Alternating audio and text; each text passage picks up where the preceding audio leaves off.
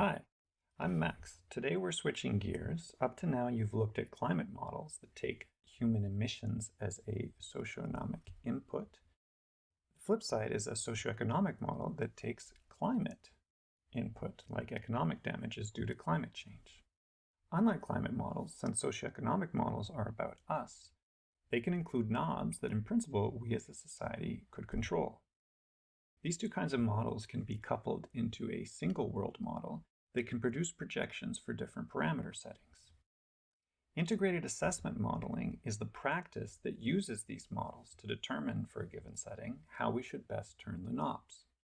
Today we'll learn about modeling in the IPCC projections, and these are going to be based on parameter settings called shared socioeconomic pathways, or SSPs. And we'll also try to understand the economic, geopolitical, and social pressures at play around efforts to mitigate and adapt to climate change.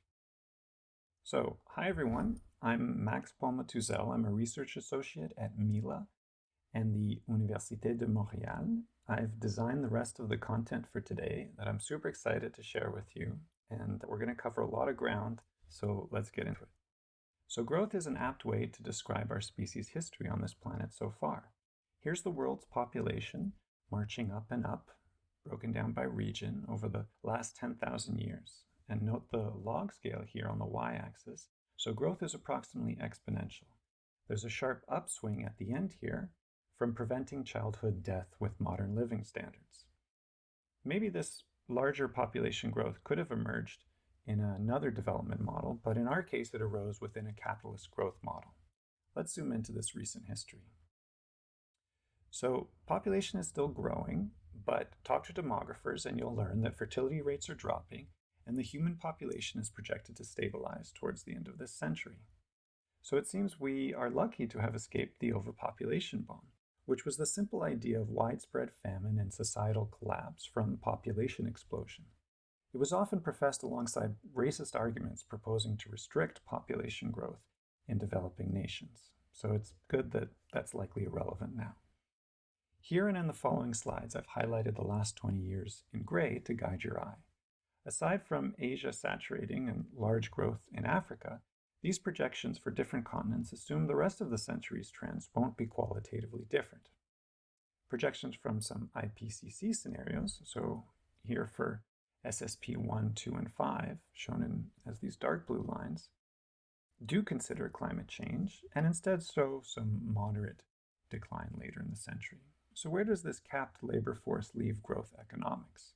Let's look at resource use. So despite much efficiency gains over the last 50 years, the yearly per capita energy consumption has actually stayed constant since the 1970s, mostly supplied by oil, gas, and coal, shown here, and use mostly in areas not projected to grow much in population from now on. Resource use continues to grow, however, and all of these models don't actually treat resource scarcity. So here's a population projection from a model, and we'll actually see much larger population decline in these resource scarce driven models. This is just a toy model, but it's one that's worth discussing. It's called World 3. It's a stock flow dynamics model designed in the 1970s with only a few of its many components here shown on the left. Plus signs mean the flow increases the stock, minus means the flow decreases the stock. There's this generic pollution variable, and this is where greenhouse gas emissions would output to a climate model if this model would have been designed in the present day. In a socioeconomic model, pollution is generated by industrial activity, here in orange, itself driven by capital accumulation. Like the time course plots you've already seen, the set of IPCC projections for these emissions roughly look like this for different scenarios. Let me show you some runs of World 3 using a modern Python implementation. The model was fit to historical data before 1972 and considered a business-as-usual scenario lacking any response on our part. Here, food production in green, industrial output in orange, and population in red grow until the rapidly diminishing resource, here in blue, forces a slowdown in industrial production, so this drop in orange here, And this tanks food production and medical services, which drives the death rate up and crashes the population by almost 4 billion people over the second half of the century. So the model roughly tracks what's happened over the last 50 years since 1972, but it's really the next 20 years that distinguish different scenarios. Where the model has been most off is that new technologies have increased our extraction efficiency, which has effectively increased the amount of resource available. We can see the effect of this in the model by smoothly doubling the amount of resources. Extraction inevitably becomes too costly, and a fall in industrial output still occurs, but now just delayed by a few decades. This allows pollution, however, to diverge, which further drives up mortality and generates collapse through this flow. The model was never intended to make quantitative predictions and is missing important detail. However, the takeaway is very likely still valid. Namely, the growth-oriented so-called business-as-usual projection invariably gives some degree of collapse because unchecked resource extraction on a finite planet exhausts what can be extracted affordably. A lot of our productivity in the last century came from extracting a single resource, cheap oil, and energy experts actually predict a coming peak of fossil fuel production. So plotted here is forecasted net energy production for various sources. So gray is conventional oil, colored is the new stuff like shale and oil sands. And the net energy means that the energy invested in extracting the resource has actually been subtracted from what we got out. All that spent energy has been added together and placed on top here in this yellow thatched region. Note how it grows over time as the sources that have been cheap to develop and extract have been depleted. By 2050, we'll actually, according to these projections, need to put about half of the energy that we get in that we hope to get back.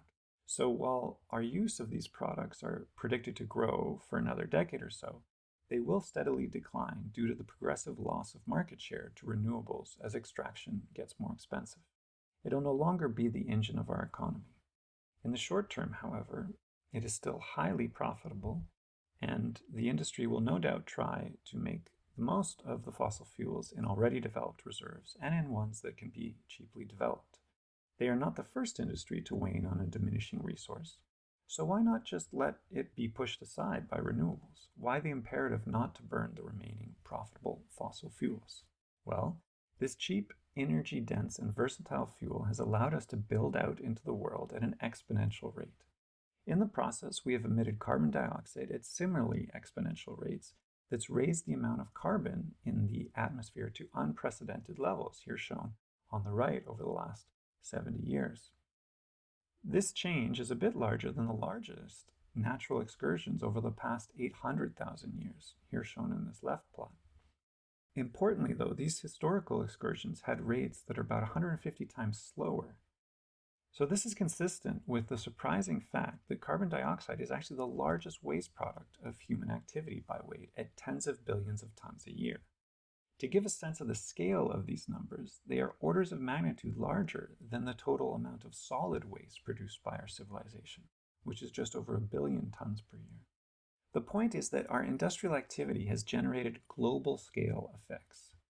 These emissions are not equally distributed across the globe either. Most emitted CO2 has come from North America and Europe. That's what we're showing here. Only recently has Asia become a large emitter. Another way to break this down is to group countries by their GDP, and it's even more salient that high and upper middle income countries make up the vast majority of emissions. So what is all this pollution from fossil fuel burning doing to the world? It directly impacts our health, for sure, and the exponential amounts of solid waste pollutes the environments we live in. However, this planetary scale problem is actually not the biggest problem that we're being faced with. Our use of fossil fuels in particular has brought upon us a problem of astronomical, or at least solar scale. So recall from energy balance and the greenhouse effect that you learned about on the first day of the course, that CO2 along with other greenhouse gases trap heat from escaping our planet, so we aren't radiating away enough of the energy that we absorb from the sun. It's well known that the energy we get from burning fossil fuels is actually 2 orders of magnitude less than the effective heat energy it will trap in the atmosphere. To give you a sense of the scale of this imbalance globally, we see from this same energy consumption plot that I showed you on a previous slide that burning fossil fuel gives us now about 5 times 10 to the 17 joules every day to power our civilization.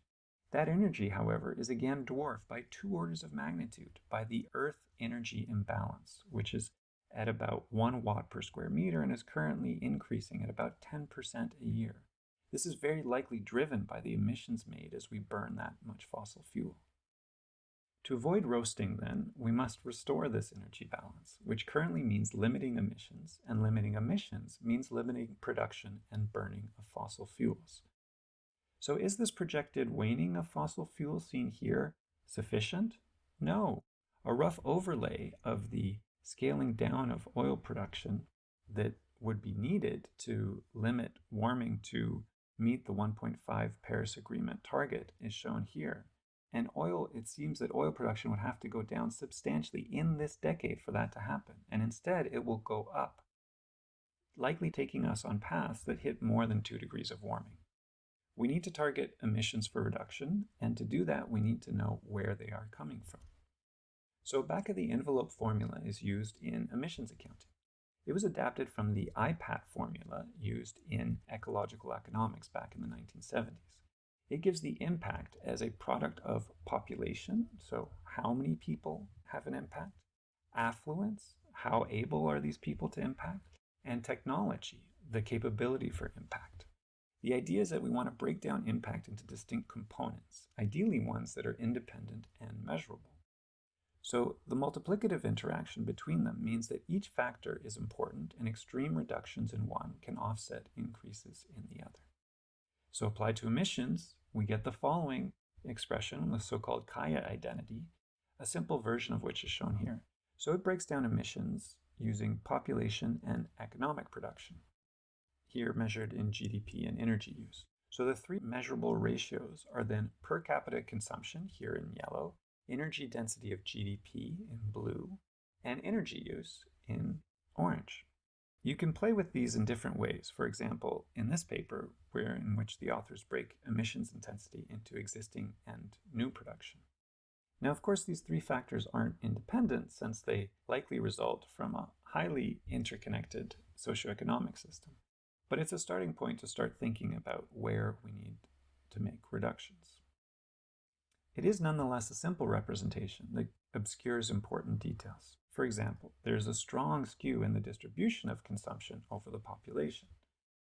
So we see here a decomposition into income classes shows that in limiting warming to 1.5 degrees, it would actually be possible in principle that the poor half of the world, so down here, could consume 3 times more so long as the richest 1% reduce their consumption by a factor of 30. Food for thought.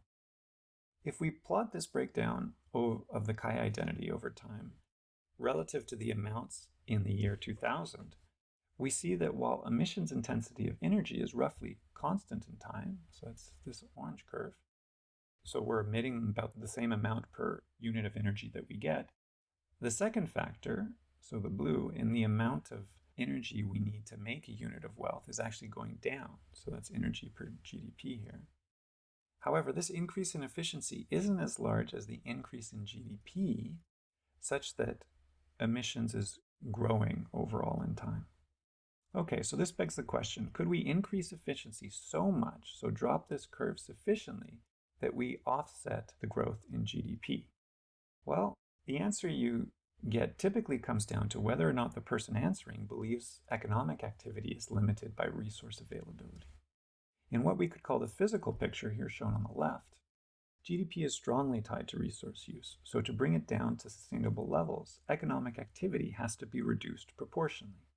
In the other decoupling picture, economic activity can be decoupled from resource use, so that it can continue to grow while resource use stays bounded. There are lots of examples now of partial decoupling, for example within the economies of specific nations, even when exported emissions are included. However, there are also many reasons why we are unlikely to see the kind of global decoupling that would make current rates of growth consistent with a sustainable future.